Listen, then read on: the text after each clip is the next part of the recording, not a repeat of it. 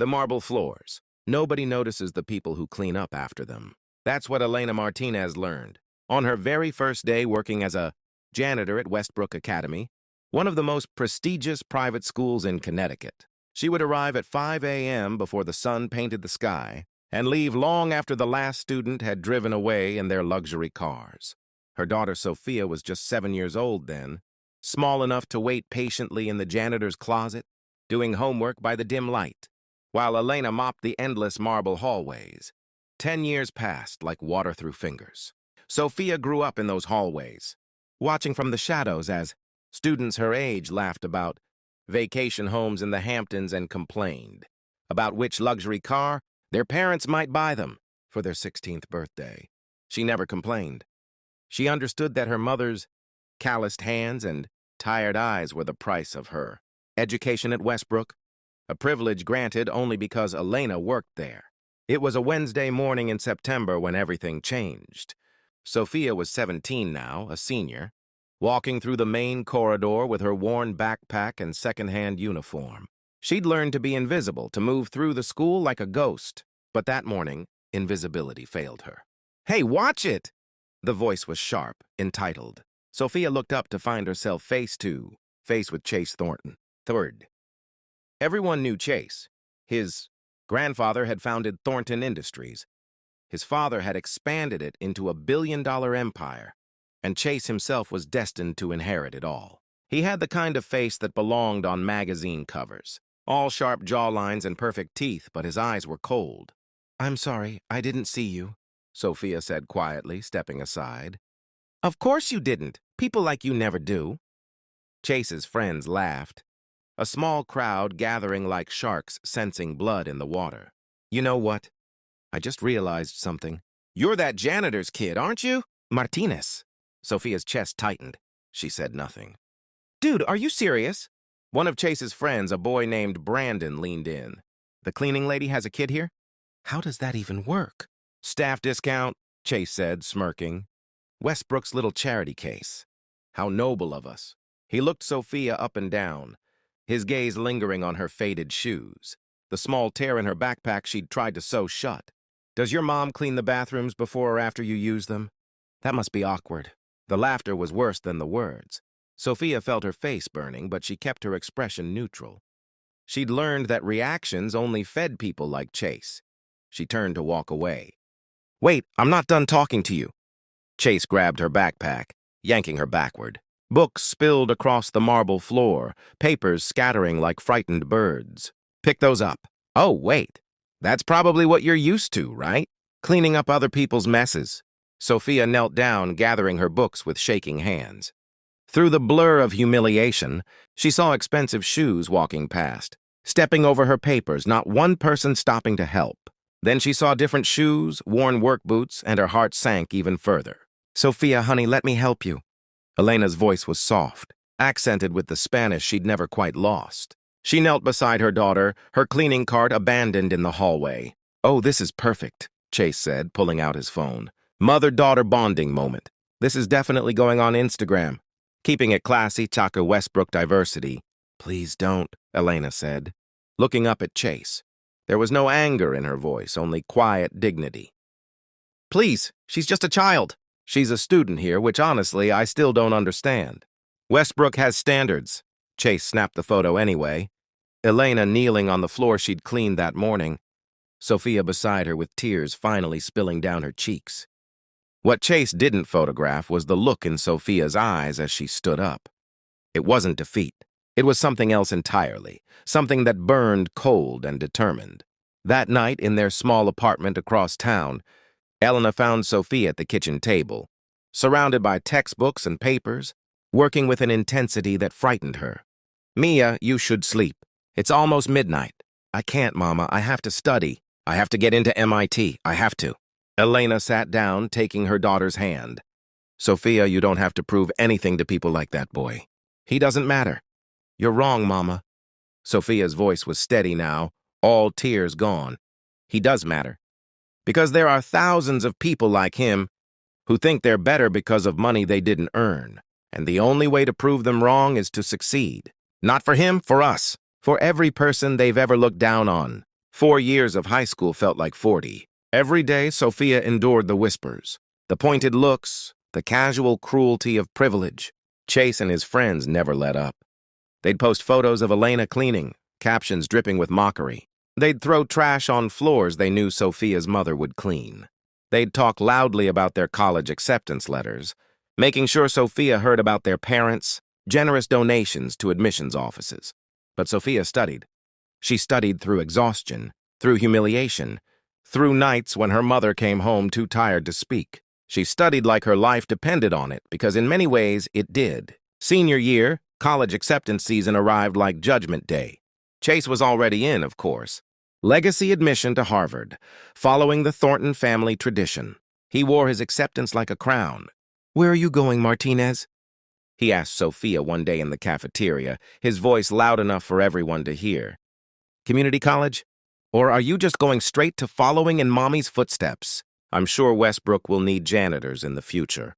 Sophia looked at him for a long moment. Then she smiled, a small, secret smile that confused him. "MIT," she said simply.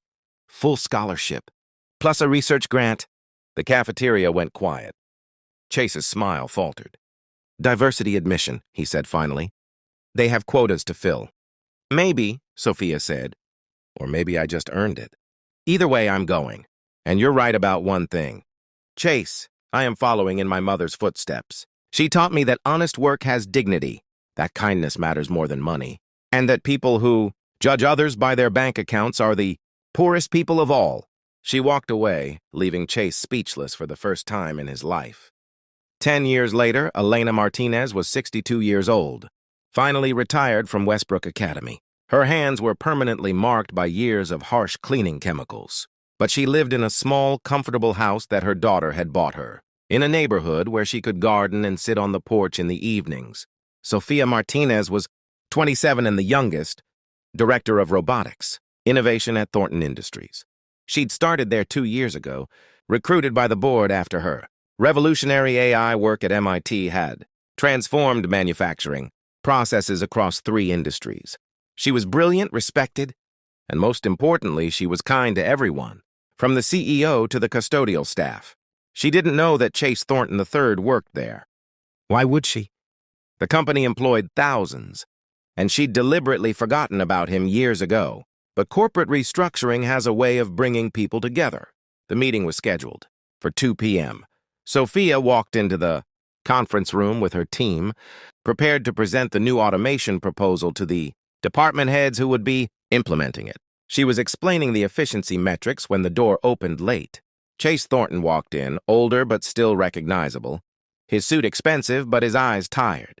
He'd put on weight, lost some hair, and gained the look of someone who'd coasted on a name rather than talent. He glanced at Sophia without recognition, then did a double take. "Martinez?" His voice was uncertain. "Sophia Martinez?" "Mr. Thornton." Sophia's voice was professional, cool. "Please take a seat. We're discussing the automation integration for manufacturing."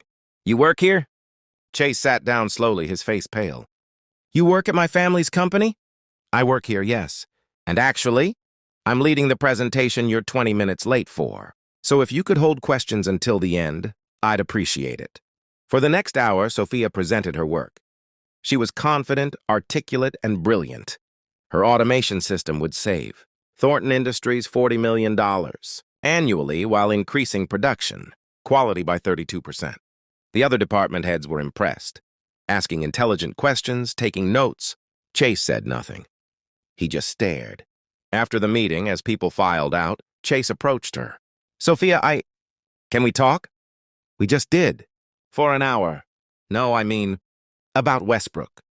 About high school. I was a stupid kid, and I want to apologize." Sophia looked at him, really looked at him. She saw what 10 years had done. The arrogance was still there, but it was cracked now, wearing thin. "Okay," she said. "Apologize. I'm sorry. I was cruel. I was raised to think that money made me better than other people. And I took that out on you and your mother. It was wrong, and I've regretted it.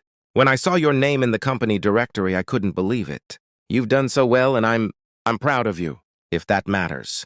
"It doesn't," Sophia said simply. "But I appreciate the apology anyway. Is your mother well?" I remember her.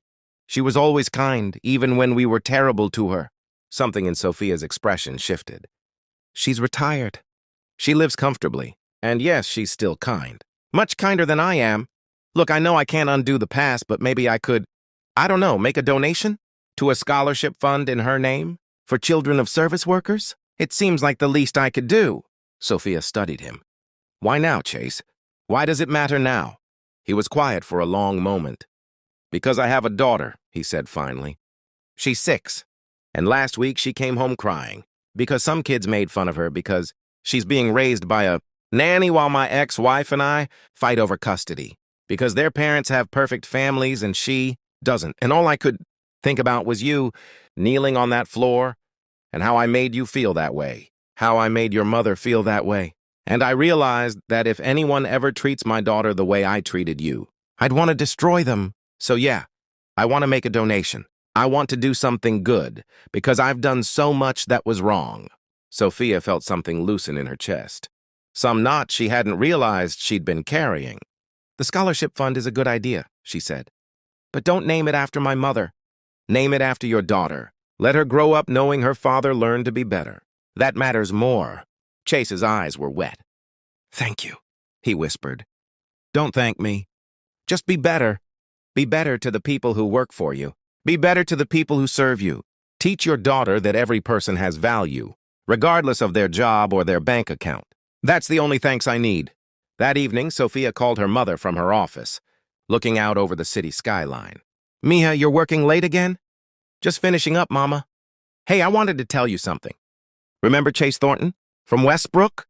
There was a pause. The boy who was cruel to you? Yes, he's here working at the company. He apologized today. Really apologized. And? Elena's voice was careful. How do you feel? I feel free. I realized I don't need his apology to know my worth. I already knew it. You taught me that. Every morning you went to work before dawn. Every night you came home exhausted but still made sure I did my homework. You taught me that dignity isn't about what you do, it's about how you do it. And I think maybe Chase is finally learning that too. That's good, Mija. Forgiveness is a gift you give yourself, not them. I love you, Mama. I love you too, baby. Come home soon. I made your favorite. Sophia hung up and looked at the photo on her desk. It was from her MIT graduation. Elena stood beside her, wearing her best dress, her face radiant with pride. In the background, barely visible, was a woman in a custodial uniform cleaning the auditorium. Sophia had asked the photographer to keep her in the frame. She never wanted to forget where she came from or who had lifted her up. The marble floors of Westbrook Academy had taught Sophia Martinez everything she needed to know about the world. They'd taught her about cruelty and kindness, about privilege and perseverance, about the people society overlooks and the strength they carry. And they'd taught her that the hands that clean those floors are often stronger than the ones that dirty them. Because in the end, we're all judged not by what we inherit, but by what we build. Not by who we look down on, but by who we lift up. And Sophia Martinez, daughter of Elena Martinez, had built something beautiful from the ashes of humiliation. She'd built a life of meaning, and that was worth more than all the Thornton money combined.